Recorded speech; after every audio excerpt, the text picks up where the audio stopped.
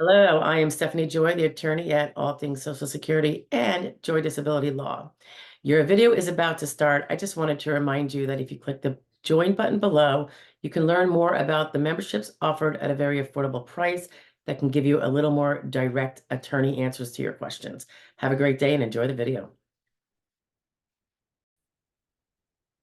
Hey, and welcome to All Things Social Security. Got a recent email from SSA. They send us little messages here and there, and they have a blog page if you're interested. But they were reminding for the new year, so they did this the other day, the importance of protecting against scams. We see it every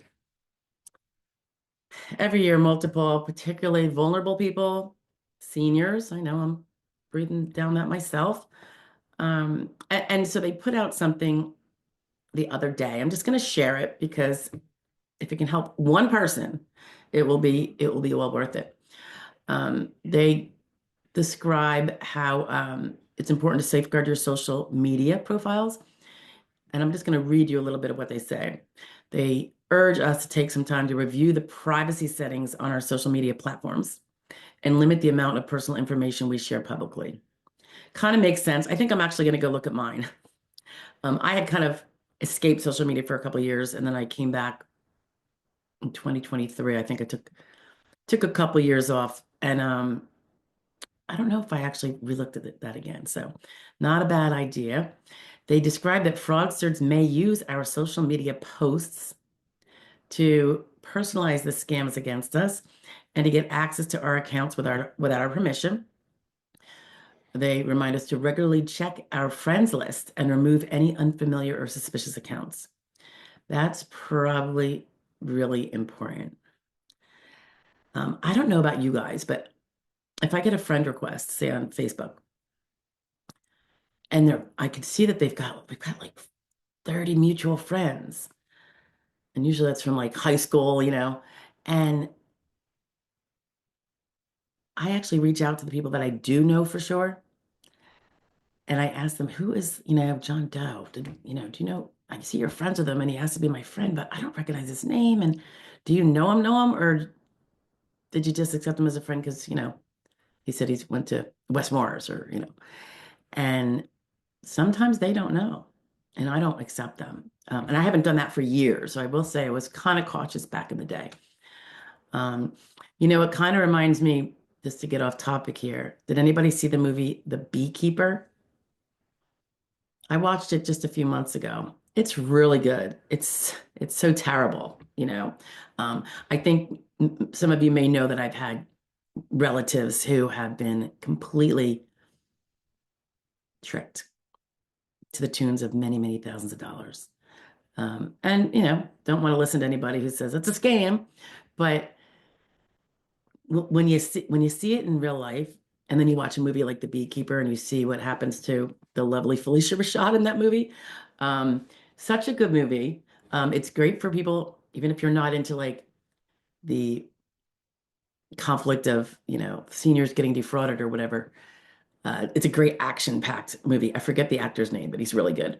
So it's good for anybody. Like, maybe guys who like action or girls who like action. It's still going to be a great movie in that regard. But the underlying conflict is really heartbreaking, and the greed that these fraudsters do.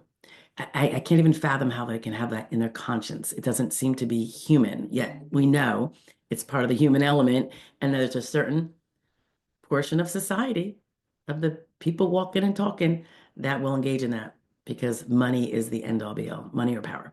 Anyway, great movie if you haven't seen it. I might actually see it again.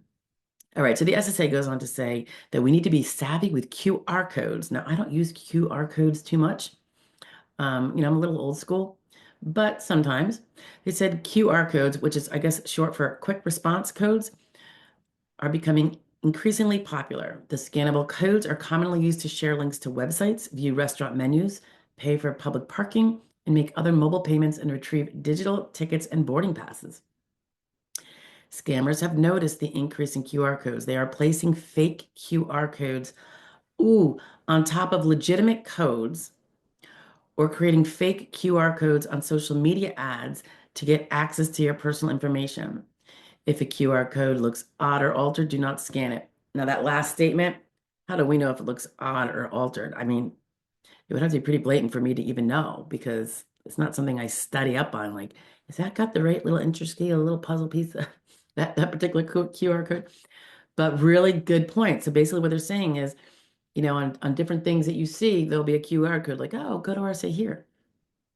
And the fraudsters are covering that up with their own manipulated QR code. So you think it's going to bring you to the trusted site or company that you are, planning on dealing with, and you're not. So good to know. I will be limiting my QR use. Not that I use it a lot anyway, but here and there. They advise us again to use strong passwords and pass keys using numbers, upper and lowercase letters, and special characters. Avoid passwords that are easy to guess, like birthdays and names. That's kind of a given. I think we all kind of got away from, the early days of online where our password would be like our name and our year of birth or something. Um, they say try using passkeys when they're available. I'm not even sure what that is. Passkeys, including face scans, oh, okay, or fingerprints, allow you to sign into websites and accounts without a username or a password. They are more secure than passwords, faster to use, and resistant to phishing attacks over the phone, email, and social media. And of course, when we say phishing attacks, that's with the PH phishing, not the F phishing. I guess I do use passkeys because I have face scan on my phone. I have fingerprint on my computer to get into it, in addition to a password if I want to use that. So, all right, so at least I'm doing something right for now, anyway. Okay. They tell us to be careful before we share personal information. Um, and I think that has to do with the phishing. If you're not familiar with phishing, I know they warn us about it with our emails. Um, but they go on to say that one of the main ways that scammers attempt to trick people into providing personal information is through phishing. That's phishing. They urge us to pay close attention to emails or messages asking for your username, password, or other details about yourself. To be honest with you, I don't really like to click on links in an email either. And I think we've been warned against that. Don't even click on a link in an email unless you know for sure where that email came. But sometimes they even mask, it's not even the real reply um, or sender email. I mean, it's a little untrustworthy. So I think I have been told sometimes just go to the website without clicking on the link, but type in and get there separately. Particularly if you have an account with them, you probably have it bookmarked anyway. But then you know that you're not clicking on some, fraudulent link where they snuck something else in there. They said that scammers pretend to be from familiar organizations. Yes, they do, to gain your trust. Be wary of unsolicited calls or emails. And I would say this is definitely true with SSA. Now, SSA does call us sometimes as claimants or beneficiaries. And I always tell my clients, don't even pick up the phone. That's what voicemail's for. And then you can call your local office back, right? Because the number is public. So you don't necessarily want to get online with whoever's talking to you in case it is a scamster, because there are scams out there and they sometimes pretend to be an SSA staffer. They said they'll claim to be from government agencies, financial institutions, or other trusted companies. When in doubt, contact the organization directly through official channels to verify that the request is real before sharing any personal information or making a payment. Can't emphasize that enough, truly. They also tell us to stay informed of the latest scam trends. I sometimes report them here. I think I did one like a month ago. They said that fraudsters are continuously changing their tactics, which makes a lot of sense. So they say you can stay informed by following reliable news sources. Well, I know for a fact that at least half the population does not have reliable news sources. So I don't know how worthy that one's going to be. Subscribing to scam alert resources such as fraud.org, Federal Trade Commission consumer alerts, and paying attention to scam and fraud warnings from local law enforcement agencies. That's a good one too. I know my husband gets uh, warnings and information, I think texted to him from our local regional law enforcement. They have a website and all that. And I think you can sign up for it. So that's helpful for sure. I haven't been to fraud.org, but the FTC consumer alerts, that one sounds good. And I'll try to link this page. So if you want the links to those two places, just scroll down and you'll see them.